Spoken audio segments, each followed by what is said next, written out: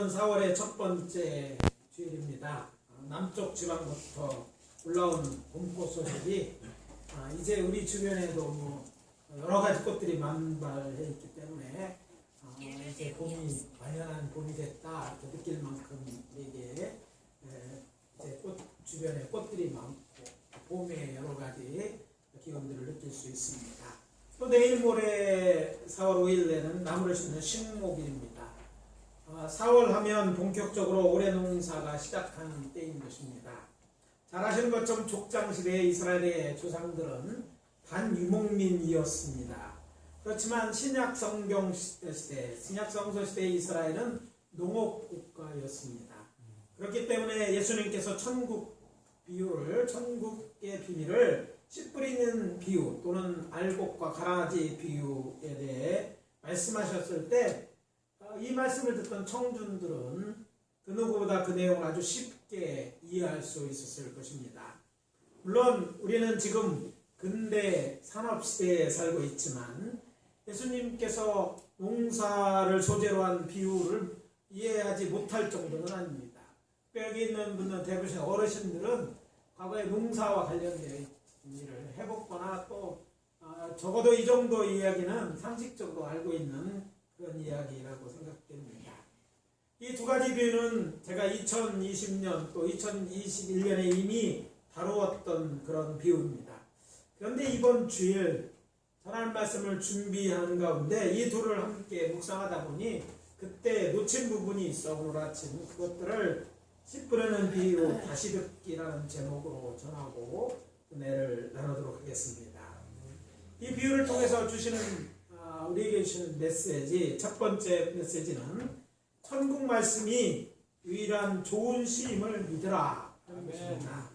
따라해 봅시다. 천국 말씀이 유일한 좋은 시임을 믿으라. 유일한 좋은 시임을 믿으라. 아멘. 오늘 아침 먼저 봉독한 본문에 등장하는 씨 뿌리는 비유는 공간 모두에 기록되어 있는 비유로 보는 관점에 따라서 여러 개의 다른 이름으로 불리는 비유 중 하나입니다. 그 내용에 등장하는 땅에 초점을 두고 땅의 비유, 또 네 가지 땅에 떨어진 비유, 또 밭들의 비유라고 부르기도 하고 다른 관점에서 씨 뿌리는 자의 비유 또는 추수의 비유라고 불립니다. 여기서 씨 뿌리는 자의 비유라고 불리는 것은 영어 킹제임스 버전에 헬라어 성경에 씨 뿌리는 sowing이라고 그러죠. 이라는 형용사 뒤에 명사가 없으므로 이것을 씨 뿌리는 자 sower라고 번역했기 때문입니다. 여러분 언어에 대해서 각자 언어마다 특색이 있는데 영어는 헬라어나 한글처럼 형용사만으로만 완전한 문장이 되지 않습니다. 그래서 영어 성경은 형용사가 있으면 뒤에 명사가 와야 되는데 헬라어 한국말은요 동양적 언어인데 그냥 형용사가만 있어도 의미가 전달됩니다. 그래서 여러분 신령한 것들이라고 하는데 영어 성경에는 것들이라고 하지 않고 거기다가 뭐라고 치면 신령한 은사들 이렇게 붙이는데 그것은 원어에는 없지만 영어 문장에는 반드시 형용사가 오면 뒤에 명사가 와야 돼서 명사로 생각되는 것을 집어넣어서 해석하기 때문에 달라지는 것이죠. 씨를 뿌리면 씨를 뿌리는 자가 있을 것이다 생각해서 그래서 씨 뿌리는 자라고 번역하게 되었고 그래서 이것을 그대로 이제 본받아 번역했던 성경에서는 씨 뿌리는 자의 비유 이렇게 이야기하고 또 우리 있는 그대로 이렇게 번역하는 특별히 표준 세번역 성경이나 개역 성경이나 또 다른 성경에서는 그냥 씨 뿌리는 비유, 또 표준 개별서에는 영어 성경에 있는 것 그대로 이용해서 씨 뿌리는 자의 비유라고 번역한 것입니다. 아무튼 저는 예수님의 비유 해석에서 가장 권위 있다고 알려진 예레미야스가 예수의 비유에서는 한 가지 또는 두 가지의 메시지가 있다고 주장하는 걸 참고로 해서 이 비유에 주는 메시지에 대해서 이미 다루었습니다. 그런데 이 말씀을 다시 읽고 묵상하는 가운데 저는 마태복음에 나오는 예수님의 천국에 대한 7 비유 중에 제일 앞에 등장하는 이 비유와 이어지는 알곡과 가라지의 비유의 내용에 있어서 등장하는 씨에 대해 간과했다는 것을 깨닫겠어요. 에레미야스의 해석에 대한 기준으로 보면 땅이 중요해요. 마음밭이 중요하죠. 근데 밭에 대한 얘기만 강조하다 보니까 정작 여기서 다루고 있던 씨에 대한 얘기를 놓쳤다는 얘기죠. 그래서 이 첫 번째 비유는 씨 뿌리는 자의 비유의 서문, 낱말을 제어하기는 뭐 네 가지 장면이라고도 하고 네 가지 밭에 대한 얘기가 나오죠. 길가라든지 돌밭, 가시덤불, 그리고 좋은 땅의 비유의 핵심을 이루지만 이것들을 씨를 중심으로 해서 이 본문을 본다면 이것은 두 개의 그룹으로 나눌 수 있습니다. 어떻게 나눌 수 있습니까? 3절과 7절에서 나타나는 열매 맺지 못하는 씨에 대한 얘기와 또 8절에 좋은 땅에 떨어진 건 뭐래요? 열매를 맺죠. 그래서 열매는 맺는 씨에 대한 것으로 나눌 수 있다는 것입니다. 무엇보다 이 비유가 특별한 것은 예수님께서 친히 제자들에게 비유의 내용을 설명해 주셨다는 것. 다른 곳의 성경의 비유들은 비유만 하시지 내용을 설명하지 않았는데 이것은 아주 굉장히 중요하고 또 천국의 비밀을 이야기하는 것이기 때문에 제자들에게 그 내용을 설명해 주셨다는 게 특징입니다. 그런데 이 예수님은 뭐라고 이 비유에 대해서 직접 말하셨냐면 씨 뿌리는 비유다 라고 얘기하셨어요. 자, 확인 들어갑니다. 본문 18절입니다. 그런즉 씨 뿌리는 비유를 들어라. 자, 이것이 헬라 원문에 맞춰서 한 번역이라고 했죠. 그래서 뒤에 뭘 부리지 않고 씨 뿌리는 것, 그래서 그것만 씨 뿌리는 비유라고 예수님이 말씀하셨던 것이에요. 그 비유를 들어라. 이것이 예수님의 비유에서 씨가 얼마나 중요한지 다루고 있는지 나타내는 증거이고, 그러니까 땅에 대한 얘기, 씨가 떨어지는 마음밭에 대한 얘기 또한 중요한 메시지를 주고 있지만 씨에 대해서 다루지 않은 것은 문제가 있다고 생각하는 것입니다. 그리고 이어지는 두 번째 비유이죠. 알곡과 가라지 비유에서는 첫 번째 비유와는 다르게 좋은 씨에 이어 가라지가 등장합니다. 그러니까 좋은 씨가 나오는 거예요. 그래서 7개의 천국의 비밀을 이야기하는 비유 중에서 2개 앞에 나오는, 그것도 가장 중요하다고 여기는 전부 씨에 대한 얘기를 하고 있는데 그 중에 좋은 씨에 대한 얘기를 하고 있는 것이죠. 이렇게 두 모두 씨가 등장하는 공통점이 있습니다. 농부가 밭에 뿌린 씨는 좋은 씨였을 것입니다. 왜냐하면 동서고금을 막론하고 농부는 자신의 논이나 밭에서 심겨질 밭에서 거둔 곡씨 중에서 다음에 다시 심을 씨, 종자로 쓰면서는 그 중에 제일 좋은 것으로 준비합니다. 그 이유는 그들 모두 풍성하고 좋은 알곡을 거두기 원합니다. 그래서 종자가 좋아야지 내용도 좋으니까 가장 좋은 것을 골라서 뿌리는데 이것은 동서고금을 통해 변하지 않고 농부들이 그냥 하는 일이라는 것이죠. 그렇다면 이 2개의 비유, 곧 천국 비유이고 땅에 뿌려진 좋은 씨는 무엇을 말하는 것일까요? 그것은 천국 말씀입니다. 왜냐하면 마태복음 13장 19절에 보면 예수님께서 직접 그렇게 말씀하셨기 때문입니다. 아무나 천국 말씀을 듣고 깨닫지 못할 때는 악한 자가 와서 그 마음에 뿌려진 것을 빼앗나니 이는 곧 길가에 뿌려진 자요 라고 나와 있어요. 즉 예수님께서 18절에서 씨 뿌리는 비유를 들으라고 하셨고, 비유를 설명하는 이어지는 말씀에서 천국 말씀을 듣고 깨닫지 못할 때는 악한 자가 와서 그 마음에 뿌려짐을 빼앗느니라고 하셨다는 것을 통해 볼 때 어떻게 할 수 있습니다? 여기서는 좋은 씨라는 것은 천국 말씀이라는 것을 알게 된다는 거예요. 그런데 이 천국 말씀, 이게 뭔지 때로는 우리에게 혼돈을 가져다 줄 수 있습니다. 천국 말씀이라고 번역된 이 원어를, 이 성경을 헬라어로 원문으로 보니까 헬라어로 톤 로고 데스 바실레이아라고 이렇게 되어 있어요. 뭐 몰라도 되는데 이것을 직역하면 이럽니다. 왕국의 말씀이다. 여러분 옛날에 이 이단이 있었죠. 왕국회관. 왕국 말씀이라고 했는데 이 사람 왕국이 왜 나왔느냐 하면 사실 성경 헬라어 보면 가장 이 단어를 직역한 내용이 왕국이라는 단어이기 때문입니다. 즉 직역하면 왕국의 말씀, 왕국 말씀이라는 뜻이 되는 것이죠. 그리고 본문에서 말하는 왕국은 또 어떤 왕국이냐면 세상 나라가 아닌 하나님이 통치하는 나라, 또 하나님의 나라를 의미했습니다. 그래서 성경에 말하는 나라는 하나님의 나라예요. 그렇지만 랍비 문헌에서 하나님 나라는 동일한 의미에서 하늘나라로 사용되었습니다. 내용은 하나님의 나라에 대한 얘기인데 그것을 랍비들이나 유대인들은 전통적으로 하나님이라는 단어를 빼고 대신 하늘이라는 단어를 넣어서 하늘나라라고 부르는 거예요. 하나님은 어디에 계십니까? 네, 아무데나 다 계시죠. 이렇게 설명할 수 있고 내 마음에 있다 얘기할 수 있지만 하나님의 계시는 곳에 대해서 지극히 높은 삼천천 그 하늘에 계신다고 믿었거든요. 또 하늘에가 원래 계시는 곳입니다. 우리에게 마음속에 와 있지만 하나님의 존재하시는 건 하늘나라죠. 그래서 유대인들이 이 하늘이라는 내용, 하나님이 계신 것을 따다가 하나님이라는 말씀을 대신에 사용했어요. 왜냐하면 유대인들은 하나님에 대한 직접적인 언급이나 하나님의 이름을 사용하는 걸 꺼렸기 때문입니다. 여러분이 잘 아는 출애굽기에 나오는 십계명의 말씀, 하나님의 이름을 망령되이 일컫지 말라고 했잖아요.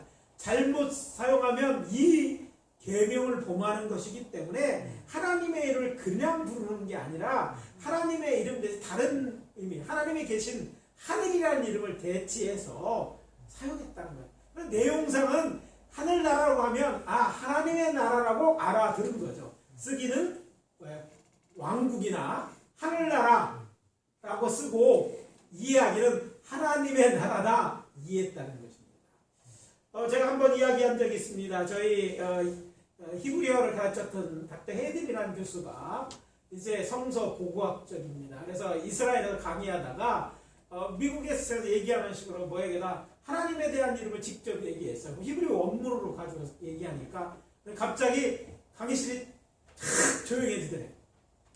그러더니 정중하게 그중에 나이 연말하신 분이 저희들은 하나님의 이름을 사용하지 않습니다. 조심해 주십시오. 뭐예요?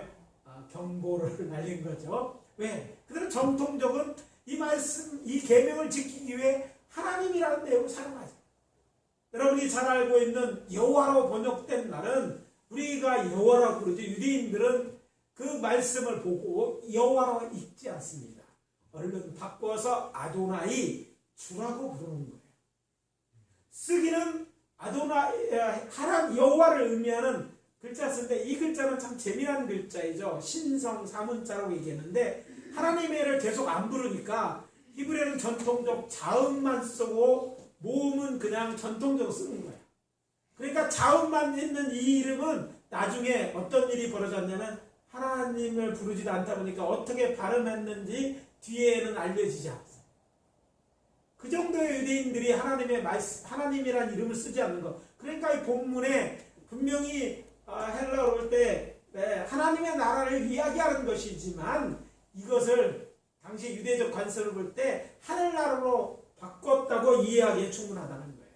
그래서 우리에게 사용되는 것이 뭐라고든 그것을 하나님의 나라라고 우리는 쓸 수 있으니까 우리는 많이 쓰니까 쓰기도 하지만 뭐라고 천국이라고 쓰고 천국 말씀이다. 그래서 천국이란 말씀, 하늘나라 말씀 이것은 다 하나님의 나라를 언급하는 거라고 생각하면 되는 것이죠.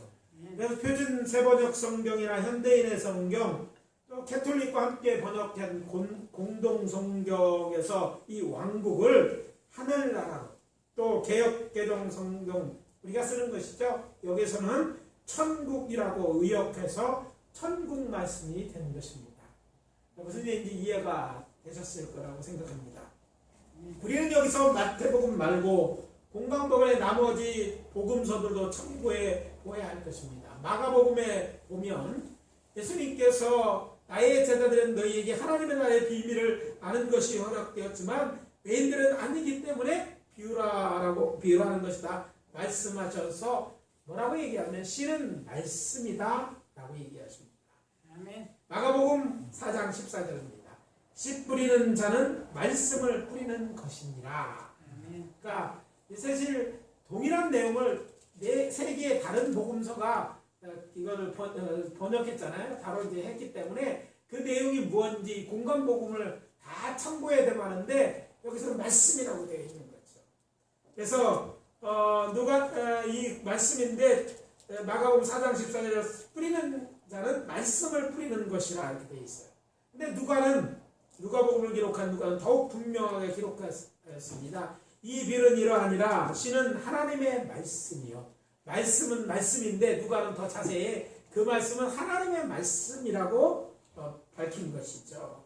이 비유는 이러하니라 씨는 하나님의 말씀이요. 누가복음 8장 11절입니다. 그런데 이 말씀의 이전 구절인 10절에서 예수님이 제자들에게 비유의 뜻을 묻는 질문에 이렇게 대답하십니다. 하나님의 나라의 비밀을 아는 것이 너희에게는 허락되었으나 다른 이에게는 비유로 하나니 이렇게 얘기했죠. 그러니까 말씀, 하나님의 말씀인데 어떤 말씀이냐면 하나님의 비밀과 관련된 하나님의 말씀이라는 의미가 있다는 것을 알 수 있는 것입니다. 그래서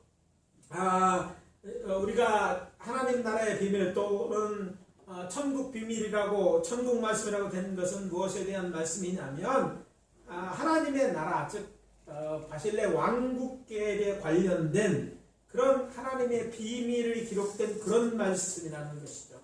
그래서 그걸 누가는 씨라고 언급한 하나님의 말씀이라고 씨라고 언급하면서 이것이 곧 천국의 비밀이라는 말씀으로 우리가 알 수 있도록 기록해 놓았다는 것입니다. 따라서 오늘 본문에 나오는 예수님의 씨 뿌리는 비유에 나오는 씨는요 천국 말씀 곧 천국 또는 하나님 하늘나라에 관한 하나님의 말씀을 가르치는 거예요. 그래서 이렇게 이해하면 되는 것이죠. 그리고 한 가지 더 짚고 넘어가야 할 것이 있습니다. 그러면 왜 이것이 좋은 씨인가 하는 것이죠. 농민이 생각하는 좋은 씨의 기본이 무엇입니까? 생명이 있고 없어요. 생명이 없는 씨앗은요. 그러면 씨눈이 떨어져 있는 뭐 아시겠지만 별씨 그 떨어진 그냥 심어도 아무 나지 다시 곡식이 나지 않죠. 그래서 이제 곡식과 씨앗의 가장 중요한 차이가 생명이 있고 없음입니다. 생명이 없는 알곡은 양식은 될 수 있지만 씨앗은 될 수 없습니다. 그렇기 때문에 논과 밭에서 거둬들인 모든 곡식은 양식은 될 수 있지만 모든 것이 씨앗이 되는 것은 아닙니다. 요즘 우리가 흔히 싸게 먹는 곡식들은요 유전자 변형을 시킨 그런 곡식들이 많이 있습니다. 왜냐하면 이게 많이 생산되는데 내년에 씨앗을 또 팔아야 되니까 이것은 아예 유전자를 바꾸어 가지고 내년엔 싹이 안 나도 아주 작게 나서 수확이 안 될처럼 해서 내년에도 또 그렇게 그 종자에서 파는 그 씨앗을 갖다 심어야만 일회성을 심어야만 다음에도 풍성을 얻을 수 있게 만드는 것이죠. 그래서 이게 좀 나쁘다고 이렇게 이야기하는 것이죠. 자연스러운 것은요 우리가 먹는 곡식인데 심으면 곡식이 될 수 있는 게 자연스러운 것이고 또 우리 몸에 좋다는 이야기도 합니다. 아무튼 우리가 곡식을 심을 때 먹기 위해서 한 곡식들은요 이게 나는 상관이 없어. 그걸 먹고 내가 식당에 심을 것이 아니기 때문에 그걸 먹고 에너지만 쓰면 되는 것이죠. 그러나 곡식이 아니라 알곡이면 어떻습니까? 그것은 심는 건데 썩고서 그냥 이게 그 생명이 없으면 썩어버리면 한 알이 다 없어지는 거야. 농부가 기대하는 그 결과가 아니라는 얘기죠. 그래서 농부가 수확한 곡식을 골라서 씨앗으로 삼는 것은 먹기 위해서만 한 것이 아니라 그것을 땅에 씌워 다음에 또 다른 많은 곡식이게 되겠죠. 그것을 얻기 위한 것이기 때문에 좋은 씨앗이라는 것을 알 수 있는 것이죠. 주부들이 알 수 있는 버전으로 말한다면 이런 것입니다. 달걀을 들어 설명하면 좋겠죠. 무정란과 유정란이죠. 있잖아요. 품는다고 병아리가 되는 게 아니죠. 무정란은. 근데 유정란은 맛도 고소하지만 닭이 품고 있으면 병아리가 되는 거예요. 차이가 생명이 있고 없고의 차이가 있다는 것이죠. 예수님이 말씀하셨습니다. 마태복음 12장 24절에 내가 진실로 너에게 이르노니 한 알의 밀이 땅에 떨어져 죽지 아니하면 한 알 그대로 있고 죽으면 많은 열매를 맺느니라. 생명이 있는 예수님이 죄인된 세상을 대신해서 십자가에 달려 죽음으로 믿는 이들에게 생명을 주시기로 작정하셨음을 우리가 알 수 있습니다. 그렇다면 생명이 있는 하나님 나라, 곧 천국 말씀, 구체적으로 어떤 말씀을 가르치는 것일까요?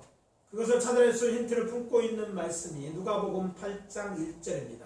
그 위에 예수께서 각 성과 마을에 두루다니며 하나님의 나라를 선포하시며 그 복음을 전할새 12제자가 함께 있었고, 이렇게 되어 있어요. 예수님께서 하나님의 나라를 선포하시면서 전한 말씀을 뭐라고 설명하고 있습니까? 복음이다 라고 설명하고 있죠. 그렇다면 이 복음의 내용이 뭡니까? 구약에 예언된 메시아 곧 하나님 나라의 왕이시며 구원자인 예수 그를 믿으라는 것입니다. 예수를 믿음으로 얻는 구원이 복음입니다. 우리가 복음을 전하는 것은 예수를 믿어야만 우리가 죄가 용서받고 구원을 받는다, 이것을 전하는 거예요. 이걸 듣고 예수를 마음에 영접하면 예수의 생명이 우리에게 오는 것이고 우리가 죽은 우리가 영원히 살아나는 거예요. 그래서 천국 복음의 핵심은 그 예수를 나의 구주로 믿는 거예요. 이런 하나님이 다 해줄 것이고 하나님은 그것을 믿으면 예수에게서 찾았던 죄값을 예수 찾았기 때문에 예수에게 있었던 생명을 너에게 주겠다, 이런 내용인 것이죠. 이것이 영원한 하나님의 나라고 천국 백성이 되는 길이기에 이 복음이 천국 말씀인 것입니다. 아멘. 이 비밀을 우리가 알 수 있도록 영적으로 설명한 복음서가 공관복음서와 같이 뒤에 이어나오는 사복음서 한 절, 무슨 서? 요한복음입니다. 요한복음이 바로 이것을 영적으로 설명한 복음서이죠. 태초부터 하나님과 계셨던 말씀, 그 안에 하나님과 함께 했던 말씀, 그 안에 뭐가 있어요? 생명이 있었다고 했고, 이 말씀이 육신이 되어 우리 가운데 거하시는 분이 성자 하나님이신 예수 그리스도이다, 이걸 설명하고 있죠. 그 안에 생명이 있었으니 이 생명은 사람들의 빛이라, 이렇게 말합니다. 오늘 찬양하는 우리 정인이 자매가 얘기한 거 이해가 되는 얘기입니다. 사람들이요, 요한복음의 말씀이 참 이게 잘 안 믿어요. 영적인 설명이라 믿음이 없이는 성령의 조명하시면 잘 이해가 안 되는데, 이 어려운 말을 써놓은 것은 이 놀라운 영적인 복음을 설명하는 거예요. 예수가 말씀이에요, 원래. 근데 그 예수는 하나님이시고 그 안에 생명이 있었어. 우리는 생명 있는 자로 만드셨지만 이 생명이 잃어버린 자, 영이 죽은 자인데, 여러분 생명은 생명으로부터 온 줄 아시기 바랍니다. 아멘. 무에서 온다는 건 창조론을 기반한 거였지만 무에서 유가 되는 것이 아니라 하나님 무에서 살아계신 하나님께서 유를 만드신 거예요. 무에서 유를 만드신 거예요. 왜? 어디로부터? 생명이 있는 하나님으로부터 이것이 창조되는 것이거든요. 아멘. 그래서 생명은 생명으로부터 오는 거예요. 아멘. 이 성경이 원리인 것이죠.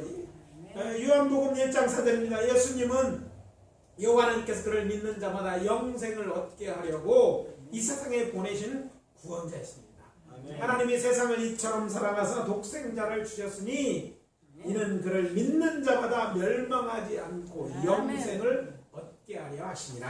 아멘. 하나님이 그 아들을 세상에 보내신 것은 세상을 심판하려 하심이 아니고 그로 말미암아 세상이 구원을 받게 하려 하심이라. 아멘. 요한복음 13장 16절 17절에 바로 이 말씀의 내용들을 자세히 풀어서 설명해 놓고 있어요.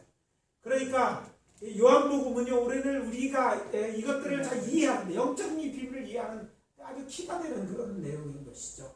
따라서 구세주신 예수 그리스도를 믿음으로 하나님의 자녀가 되고 영생을 얻게 된다는 것이 천국 복음인 것입니다. 아멘. 근데 여기서 놓치지 말아야 할 메시지가 있습니다. 오직 예수를 믿는 자에게 영생을 주셨다는 말씀은 사람으로 영생에 이르게 하는 천국 말씀이 죄로 인하여 영원히 멸망당할 수밖에 없는 인간에게 유일한 생명의 씨앗이랍니다. 아멘. 구원에 대해서 이야기하는 사람들이 많이 있습니다. 철학가도 있고요, 다른 얘기를 하지만 여러분 차이점을 알아야 돼요. 성경은 분명하게 예수 안에 생명이 있다고 얘기하는 거죠.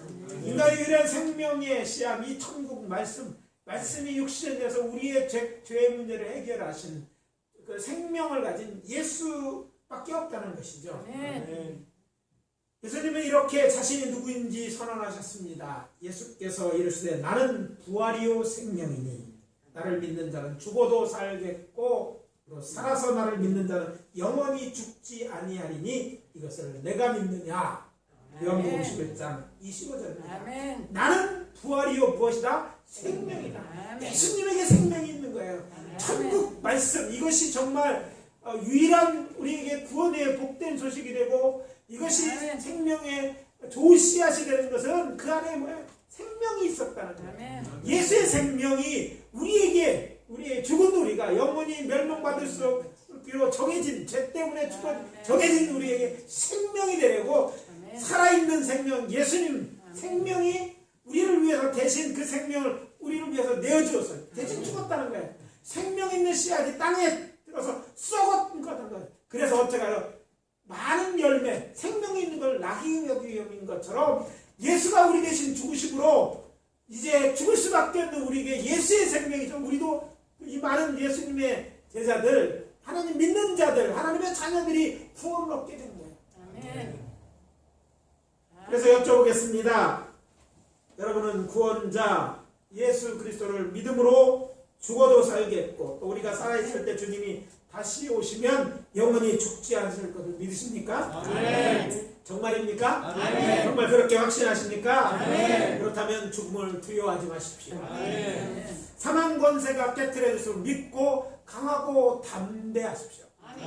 그래서 사실 우리 믿는 자들은요 이렇게 생각하면 쉽습니다. 어려울 때 그래 일을 하자. 죽기밖에 더 하겠느냐. 죽으면 어디 가요? 천국 가니까. 이 믿음이 우리 그리스도인들을 강하게 합니다. 우리의 생명이 우리로 하여금 어려운 때도 절망하거나 낭망 깊은 수렁에 빠지지 않게 하는 것입니다. 여러분들에게 생명이 있어요. 지금 눈에 보이지 않지만 이 믿음이 있고 하나님의 약속이 있기 때문에 우리는 이 믿음 안에서 예수를 믿는 이 믿음 안에서 하나님의 약속은 신실하게 지켜줄 것이기 때문에 우리는 생명 있는 자요 영원히 살 자임을 알고 여러분 끝까지 믿음 지키시기를 부탁드립니다. 하나님께서 준비하신 영원한 하나님의 나라 곧 천국에 들어가는 길은 오직 한 길입니다. 다른 길은 없습니다. 그렇기 때문에 예수님은 또 이렇게 선언하셨습니다.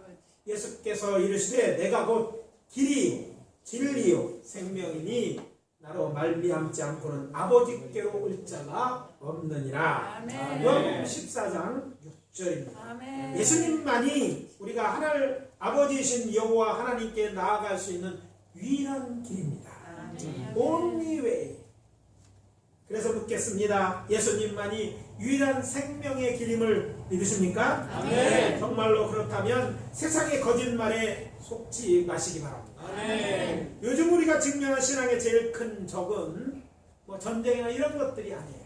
사실 절대 진리를 부정하는 다원주의적 사고입니다. 이게 이제 오늘 현 시대인들이 심각하게 생각해 봐야 되는 것이죠. 다원주의, 너도 맞고 나도 맞는다는 것입니다. 사람마다 각자 생각이 다르고 좋아하는 것이 다르고 각기 다른 인생을 걸어갑니다. 그렇다고 해서 이것을 신앙에도 적용하는 정말 적용하는 사고를 갖는 우를 범하지 마십시오. 사람들은 이렇게 설명합니다. 산에 오르는 길은 하나가 아니다. 이 말은 맞는 말입니다. 그렇다고 해서 구원에 이르는 길도 여러 가지 길이 있다고 믿어서는 안 됩니다. 세상에서는 그렇게 내 생각도 존중해줘. 종교가 네 종교가 아니라 여러 가지 종교가 있어. 다 맞는 거 아니야? 이렇게 말할지 모릅니다. 그러나 이것은 사탄이 하나님 말씀에 귀를 기울이지 않는 인간들에게 속삭이는 거짓말입니다. 한마디로 아담과 하와를 유혹한 날과 같이 시험하는 말인 것입니다. 이렇게 생각하시면 됩니다. 성경 말씀이 진리라면 예수 믿는 것 말고 영생에 이르는 것이 없습니다. 나도 맞고 너도 맞는 것이 아니라 하나가 참이면 다른 것은 모두 참이 아니라 모두 거짓이라는 거야. 근데 크리스천들이 이게 무슨 신사적인 것처럼 너도 존중해, 너도 구원의 길인 것처럼 말해요. 이것은요 변질된 것이고 이건 성경이 말하는 진리가 아니에요. 참된 그리는 하나님의 말씀을 따라 이건 하나님의 말씀이 아니에요. 그 말을 하는 어떤 신학자가 있다. 그 사람은요 신학자라고 말할 수 있겠죠. 그거 밥 빌어먹고 살 수는 있지만 그 사람은 화를 쏟는 것이고 그건 거짓 선지자고 사실 빨리 없애버려야 돼. 신학교 같은데 하나님 없다는 사람들 신학교 교수 앉아있는 이 시대에 이거 참 슬픈 시대거든요. 이건 가짜예요. 사기꾼을 갖다 앉혀놓고 그 말에 전염된 사람들이 뭐 마치 신사 너도 맞고 뭐 그것도 하고 영혼도 있지 그 사람 존경하지. 성경 그렇잖아요. 둘 중에 하나입니다. 성경이 진리라면 내가 뭐 진리라 내가 뭐 길이다 여기밖에 아니라고 얘기했는데 다른 것도 있다면 성경 외의 말씀이고 그것은 거짓입니다. 아멘. 이것이 맞으면 그건 틀리고 그것이 맞다면 성경이 틀린 거예요. 아멘. 그러니까 구원이 없는 것이에요. 구원은. 아멘. 그렇기 때문에 이 씨 뿌리는 자의 비유를 통해 우리가 들어야 되는 가장 중요한 메시지는 예수를 믿음으로 얻는 구원이라는 하나님의 말씀 곧 천국 말씀이 유일한 좋은 씨임을 믿으신 거야. 아멘. 유일한 씨예요. 근데 그것이 네. 좋은 씨인 것이다. 아멘. 왜냐하면 그 속에 생명 곧 말씀이 육신이 되신 예수의 구원의 약속이 있기에 예수 그리스도를 통해서만 영원한 하나님의 나라고 천국에 들어갈 수 있기 때문입니다. 아멘. 그래서 확인 들어갑니다. 여러분의 구원자로 믿으십니까? 예수님을 아멘. 여러분의 구원자로 믿으십니까? 아멘. 그렇다면 여러분 안에 있는 생명이 여러분에게도 영생을 얻게 되게 할 것입니다. 아멘. 이것이 믿어지는 분들은 큰 소리로 아멘. 아멘. 둘째, 좋은 아멘. 씨는 세상 모든 사람의 마음밭에 뿌려져야 한다. 아멘. 따라해봅시다. 좋은 씨는 좋은 씨는 세상 모든 사람의 세상 모든 사람의 마음밭에 뿌려져야 한다. 마음밭에 뿌려져야 한다. 성저시대 유대인들에게 씨를 뿌리기 좋은 때는 이른 비가 내리는 초겨울입니다. 우리하고 좀 다르죠. 그래서 우리나라에서는요 지금입니다. 추운 겨울이 지나면서 날씨가 따뜻해져서 얼어붙은 땅이 녹고 꽃이 피는 봄은 1년 중에 논과 밭에 씨 뿌리기에 가장 좋은 때입니다. 저는 이제 봄에 뿌려야 될 좋은 씨에 대해 설명드렸습니다. 이제는 오늘 우리가 들어야 될 두 번째 하나님의 메시지를 전합니다. 씨 뿌리는 비유를 통해 이제까지는 듣지 못할 수도 있는 말씀. 우리가 들어야 될 메시지는 이것입니다. 이 좋은 씨를 세상 모든 사람의 마음밭에 뿌려야 한다는 것입니다. 아멘. 다른 말로 세상에 나가 복음을 전해야 된다는 것이죠. 아멘. 여기서 기억해야 할 것이 있습니다. 우리가 전하는 천국 말씀을 듣는 사람의 마음밭이 어떤 밭이든지 그것은 그들의 목이에요. 제 마음을 어떤 마음을 가졌는지 그들의 목이라는 거예요. 근데 본문에 보면 씨 뿌리는 자는요 그냥 그것이 뭐 돌짝도 있고 거기다 다 뿌리는 거예요. 그냥 이것이 주는 메시지가 있다는 것이죠. 그것이 길가나 돌밭 가시덤불 아니면 좋은 땅이든지 뿌리는 거예요. 좋은 땅만 골라서 뿌렸다가 아니라 이 부에서 주심에 바른 것은 씨 뿌린 자가 모든 그 뭐 돌밭이 있든지 뭐든 다 뿌렸다는 거예요. 여기에 우리를 향해 주는 메시지가 있다는 거예요. 어떤 마음맛을 가지고 있어서 그 복음을 받고 정말 좋은 열심을 맺고 생명을 얻다면 좋겠지만 그렇지 않아도 뭔가 누군가를 뿌려야 된다는 것이고 그 뿌리는 일을 우리가 해야 될 일이라는 거예요. 아멘. 여러분 그 마음 어떤 마음은 각자 개인들의 목이고 그 복음을 믿게 하는 일은 성령의 역사입니다. 무슨 얘기입니까? 이 두 가지 어떤 마음을 갖는 것이나 믿게 없다는 역사는 우리의 몫이 아니라 그러니까 성령이 하는 일이지 각자가 하는 일이라는 거예요. 이 말은 우리가 책임질 일이 아니라는 것이죠. 그렇다면 우리가 책임져야 될 우리의 사명은 무엇입니까? 이 영생에 이르게 하는 좋은 씨앗인 천국 말씀 복음을 전하는 것. 그것이 누구든지 그것이 가난하든지 이 사람이 해도 안 믿을 것 같든지 이 사람이 병들었든지 마음밭이 안 좋든지 상관없이 그들이 모두에게 듣도록 뿌리는 것이 우리 일이라는 거예요. 아멘. 세상에 천국 말씀인 복음을 전하는 일은 사람의 생명을 살리는 일입니다. 아멘. 그것도 잠시 잠깐 살리는 것이 아니라 영생에 이르도록 돕는 일입니다. 아멘. 그러니 이보다 더 귀하고 보람된 일이 어디에 있겠습니까? 아멘. 복음을 전파하는 사람이 없다면 세상에 어떻게 구세주 예수님을 알고 믿어 구원을 받을 수 있겠습니까? 아멘. 누군가 복음을 전하는 자가 있어야 예수를 구주로 믿을 것이 아닙니까? 그런데 그것을 전하라고 하는 거예요. 여러분이 생각하실 때 저 사람은 안 믿을 것 같은 사람은 안 뿌려도 된다는 게 아니라 어떤 사람이 믿을지 아무도 몰라. 여러분 믿는 것 같으면 마지막에 가봐야 알아요. 그러니까 우리는 뭐예요? 뿌리는 거예요. 이 사람은 어쩌는데 가족이니까 뿌려야 되고 가족 아니까 안 뿌려야 되는 게 아니라 가족이니까 또 뿌려야 되고 아니면 몰라도 그리고 이 사람은 마음이 약해 이 사람은 죄가 많아서도 뿌리는 게 의일이고 그렇게 뿌렸을 때 우리는 주의 씨 뿌린 자 뒤에 그 감춰져 있는 것 씨 뿌린 자 같은 주님이 우리에게 기다리는 그런 일을 하기를 원하시는 것이라는 메시지죠. 전도에 대해 자신이 없는 분들을 위해 초대교회의 전도대장이라고 할 수 있는 사도 바울이 전하는 말씀을 소개합니다. 로마서 10장 13절에서 15절입니다. 누구든지 주의 이름을 부르는 자는 구원을 받으리라. 그런즉 그들이 믿지 아니하는 일을 어찌 부리요? 듣지도 못한 일을 어찌 믿으리요? 전파하는 자가 없이 어찌 드리리요? 보내심을 받지 않아야하였으니 어찌 전파리요? 기록된 바 아름답도다. 좋은 소식을 전하는 자의 발이여 함과 같으니라. 사랑하는 성도 여러분, 봄입니다. 봄을 맞아 농부를 뿌리듯이 우리도 힘써 천국 복음을, 천국 말씀을 세상에 전하는 아름다운 발을 있는 또 표현된 그런 여러분 주인공들이 되시기를 바랍니다. 세상을 구하시는 하나님의 계획 안에 저와 여러분이 있습니다. 우리 말고 다른 누구가 아니라 주님은 네가 그 일을 해줬으면 하고 기대하신다는 거예요. 그래서 우리 주 예수님의 이름으로 강권합니다. 우리 모두 하나님의 뜻을 받들어 세상 모든 사람들에게 천국 복음을 전하게 되시기를 예수 그리스도의 이름으로 축원합니다. 이제 마지막 메시지는 가라지를 뽑으려 하지 말라는 메시지입니다. 따라해봅시다. 가라지를 뽑으려 하지 말라. 오늘 아침 봉독한 말씀 중에 24절부터 30절까지의 말씀은 알곡과 가라지의 비유입니다. 이 비유를 통해 우리에게 메시지를 듣기 전에 먼저 이해가 필요한 부분에 있어서 말씀드립니다. 도시에서 자란 젊은이들, 어린이들은 가라지에 대해서 모를 것 같아서 말씀드립니다. 논에서 자라는 가라지는요, 볕과의 하늘살의 풀로 줄기와 잎은 조와 비슷하고 이삭은 강아지 풀과 비슷합니다. 그래서 강아지 풀이라고 이야기하는 사람도 있습니다. 어렸을 때 벼와 비슷해서 구별이 어렵고 밭의 양분을 빼앗아 먹기 때문에 농부들은 가라지를 일일이 손으로 뽑아주는 것입니다.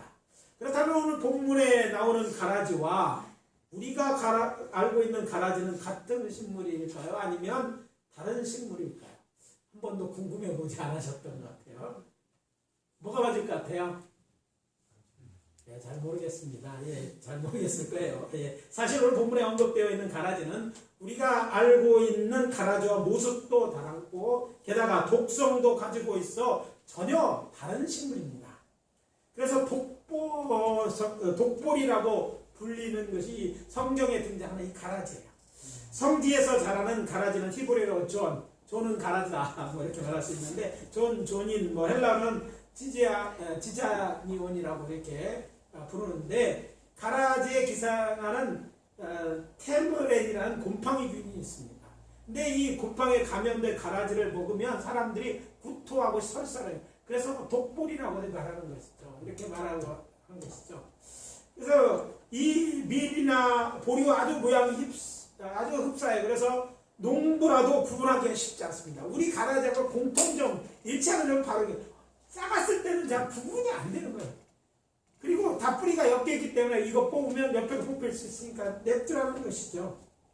그런데 가라지가 다 자라서 잎이 마르기 시작하면 밀이나 보리보다 줄기가 가늘고 이삭은 훨씬 작기 때문에 금방 할 수 있습니다.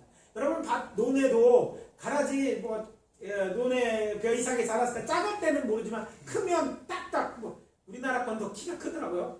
키가 커서 금방 알 수 있는 것처럼 이 자랄 때 이 가라지도 이제 어느 정도 지나면 구분이 된다는 얘기죠. 그래서 금방 구분할 수 있습니다.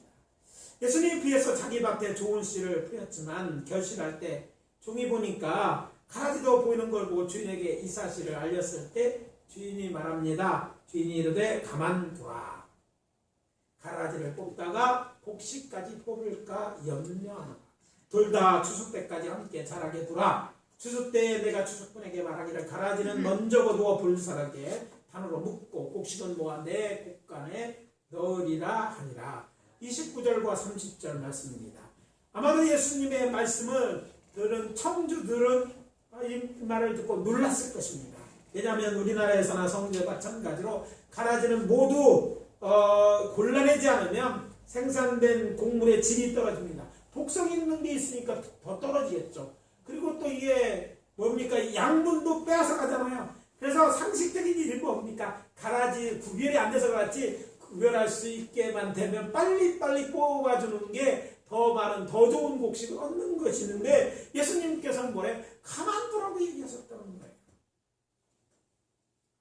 그래서 청중년 놀랐다고 했습니다. 그런데 가라지를 뽑지 말라는 이유가 그 뒤에 나오죠. 가라지를 뽑다가 곡식까지 뽑을까 염려하노라. 주인은 가라지 뽑는 건 좋은 일이지만 뽑다가 곡식 뽑을 줄 모르니까 그대로 두라는 것이에요. 이것은 한 영혼이라도 잃어버리지 않는 예수님의 마음입니다. 그래서 말씀드립니다. 그러면 우리 눈에 가라지처럼 보이는 사람도 있다라 교회에서 내보내려고 하지 마세요. 안 나왔으면 좋겠다 말하지 마시고 그냥 내버려 두세요. 예.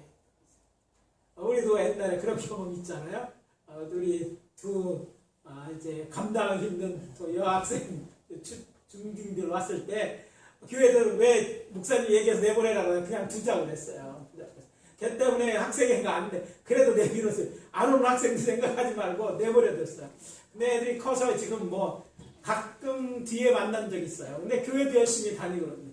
그래서 그런 생각을 해봅니다. 얘들이 세상에 나갔다면 어떻게 했을까? 그냥 교회마저도 받아주지 않았다면 교회에서 나가서 교회도 받아주지 않으면 세상에 나가서 더 나쁜 많은 사람이 더 악한 영향을 미쳤어요. 그런데 우리 교회가 참고 기다려주고 감수했더니 그래도 예수 믿게 되고 그래도 바르게 살려고 한다는 얘기 들을 때 기쁜 일이 아니에요. 우리 희생한 내가 값지라는 걔가 믿을 것 같아. 처음에 왔을 땐 정말 가관이었습니다. 말하는데요. 내가 그렇게 말하는 애는 처음 만나 놀랐어요. 말할 때마다 욕이 붙는데 욕 안 붙고는 말이 안 되더라고. 한국말이 욕을 그렇게 해야 되는지는 처음 알았어요. 여중생들이 그것도 하는 거예요. 예. 이 일대 학교 다 유명한 일진 애들이 꼼짝 못하는 게 선생님들이 경계대상 1호 우리 교회 나오니까 저도 고민이 많이 됐고 성도님 염려 많이 했습니다. 그런데 예수 믿게 되고 지금은 철들어서 잘 다니죠. 물론 우리 교회에 같이 나오진 않지만 그래도 그 얘기를 들을 때 그 어머니 가끔가다 여기 지나가시다가 막 뭐 농사진 것이 막 놓고 가셔 교회. 그렇게 하셔요. 또 볼 때 이 말씀 같습니다. 주님이 염려하는 우리 한 영혼이 누가 이 복음을 알 수는 없어요. 그건 우리 몫이에요. 우리는 복음을 전하고 그리스도의 사랑을 전하면 되는 거예요. 그게 우리 일이고 그것이 한 영혼이라고 하는 예수님의 마음인데 이 마음을 읽고 그 마음대로 행동하시는 저희들이 될 줄 믿습니다. 오늘 말씀 마무리합니다. 씨 뿌리는 비유를 다시 듣기 통해서 우리에게 주시는 메시지 정리하면 이것입니다. 천국 말씀이 유일한 좋은 씨임을 믿으십시오. 좋은 씨는 세상 모든 사람의 마음밭에 뿌려져야만 합니다. 가라지를 뽑으려 하지 말라고 라는 말씀을 깨닫고 행하시게 되시기를 그런 교회 되기를 예수 그리스도의 이름으로 축복합니다. 기도합니다. 아버지 하나님, 이 씨 뿌리는 비유 다시 듣기를 통해서 우리가 놓쳤던 메시지 듣게 하시니 감사합니다. 이 말씀이 이 봄날에 씨 뿌리기 좋은 날 우리에게 주신 이유를 깨닫고 정말 아버지 말씀에 주는 메시지를 따라 사는 저희들 되게 도와 주시옵소서. 예수 그리스도의 이름으로 기도합니다. 아멘. 이제 다 같이 일어서서 가라 세상을 향해 좀 늦었지만 우리는 나가실 때 김밥도 준비되어 있으니까 이 찬송하시고 축도하시고 예배를 마치도록 하겠습니다.